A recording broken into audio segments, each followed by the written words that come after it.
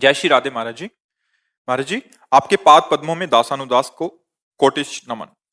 महाराज जी, भजन तेल धारावत अप्रतिहत कैसे हो? मैं ब्रह्म दृष्टि प्राप्त करने का अभिलाषी हूँ। मुझे किस प्रकार सर्वम खलमिदम ब्रह्म की स्थिति प्राप्त हो सकती है? उसके लिए मुझे क्या करना होगा? मैं क्या करूं? जब हम आंतरिक वृत्तियों पर नजर रखते हैं तो हमारी वृत्तियां किसी वस्तु, व्यक्ति, स्थान पर जाती हैं। जब हम अंतर्मुख होते हैं ना, तब देखो हमारी वृत्तियां दो प्रकार की, एक रागात्मक, एक द्वेषात्मक। तो अनुकूल या प्रतिकूल, वो व्यक्ति होगा, वो वस्तु होगी, वो स्थान होगा। तो जिस वस्तु, व्यक्ति, स्थान में अंतर की वृत्तियां जाएं तो न राग न द्वेष, उनमें भावना करो। पहले प्रभु की भावना करो। उसे ही ब्रह्म कहते हैं ज्ञानी जन, भक्तजन भगवान कहते हैं, योगी जन परमात्मा कहते हैं। वही एक तत्व है। तो जैसे गोस्वामी जी सिया राम में सब जग जानी, ये ब्रह्म दृष्टि ही तो है। क्यों अलग दृष्टि है क्या? वही तो है। उसे चाहे परमात्मा को, चाहे भगवान को, चाहे ब्रह्म को, वो एक ही अनेक घड़ों में दिखाई दे रहा है। वो अनेक है। दृष्टि को पावन कैसे बनाए? तो बता तो रहे हैं, उसको सुनो। जहां जहां जिस व्यक्ति, वस्तु, स्थान पे वृत्ति जाए, पहले वहां भगवत भावना करो, ब्रह्म भावना करो। न राग न द्वेष, न अच्छा न बुरा। विद्या विनय संपन्ने ब्राह्मणे गविहस्तनी स्वनीच सुपाके चा पंडिता समदर्शिना। वही ब्रह्म ज्ञानी है जो विद्या विनय संपन्न ब्राह्मण में, गाय में, कुत्ते में, हाथी में, चांडाल में एक ही ब्रह्म का दर्शन करता है। वही ज्ञानी है। तो चलो, अभी वो स्थिति तो नहीं है, पर हम भावना तो कर सकते हैं ना। हमको क्या दिखाई देता है? स्त्री पुरुष जड़ चैतन्य, अच्छा बुरा, क्योंकि ये त्रिगुणात्मिका दृष्टि है ना। अब हमको इसको बदलना पड़ेगा। हमको मानी संख्या से सवाल हल करना होगा। मानी संख्या, ये जितने जड़ चैतन्य घड़े हैं, इनके अंदर भगवान विराजमान है। क्योंकि हमारा भक्ति मार्ग, इसलिए हम उत्तर उसको उस रूप से देते हैं। नहीं तो ब्रह्म ही विराजमान, सर्वम खलमिदम ब्रह्म ने नानास्ति किंचन। किंचन मात्र ब्रह्म के सिवा कुछ नहीं है। ठीक है ना? ये दृष्टि तब प्राप्त करोगे जब संसार का चिंतन छूट जाए और प्रभु का चिंतन होने लगे।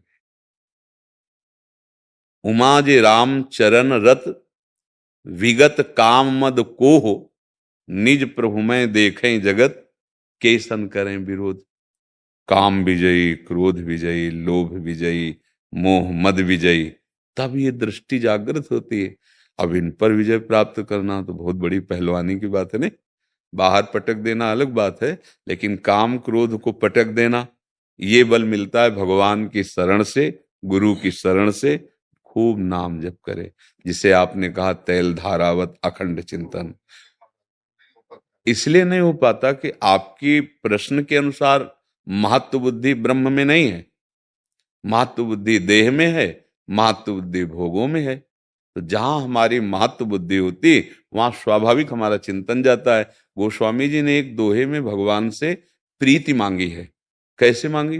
बोले, कामी ही नारी प्यारी जिमी, लोभी जिम प्रिय दाम, तिमि रघुनाथ निरंतर, प्रिय लागो मोहि राम।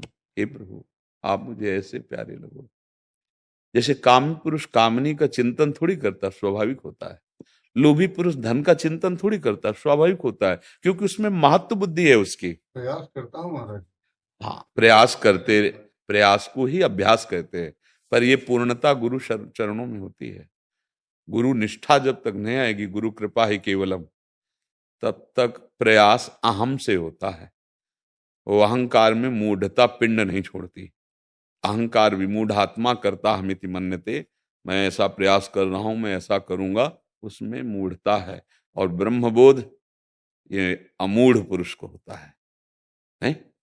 हाँ, द्वंद्व विमुक्ता सुख दुख संगई गच्छन्त अमूढ़ा।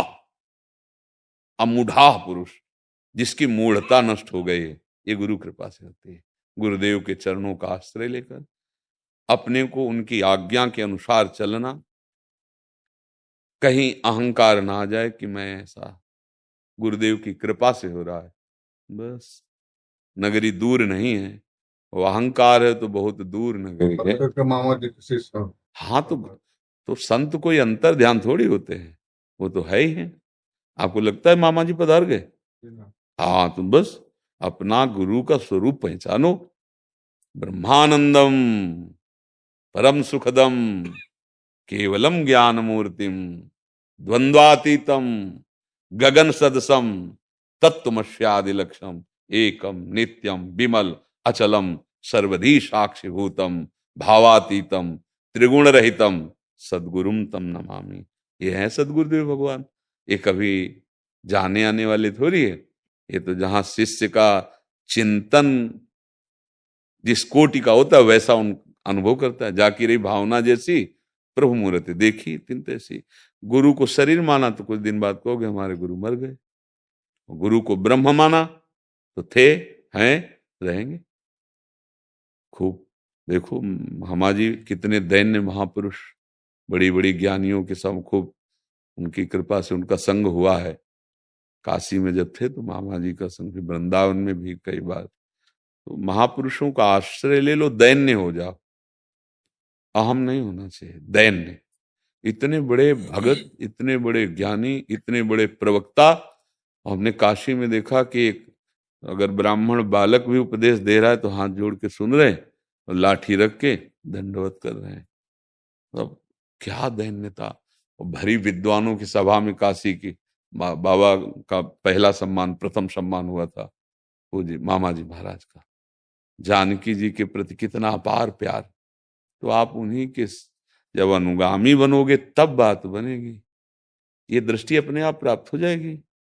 राम ब्रह्म परमार्थ रूपा, है कि नहीं? तो फिर आपको अलग कहां भागने की जरूरत है। जो मामा जी ने नाम दिया है, जो मंत्र दिया है, उसे चलो, अपने आप दृष्टि आ जाएगी। ब्रह्म दृष्टि प्राप्त जनक जी महाराज भी राम रूप को देख करके कहते हैं, इन्हीं विलोकत अति अनुरागा और बरबस ब्रह्म सुखई। फिका है को पीछे वाली बात, आगे वाली बात करो। श्री राम जी से प्यार कर लो, ब्रह्म ही है। पूरी दृष्टि श्री राम में सब जग जानी, हो गई ब्रह्म दृष्टि। समझ पा रहे? आपने गुरुदेव के अनुसार चलो, कोई अपनी मनमानी बात न रखो तो बात बढ़िया हो जाएगी। देखो इंजन में बड़ा पावर होता है ट्रेन की, लेकिन उसमें 2 ही 4 लोग होते हैं।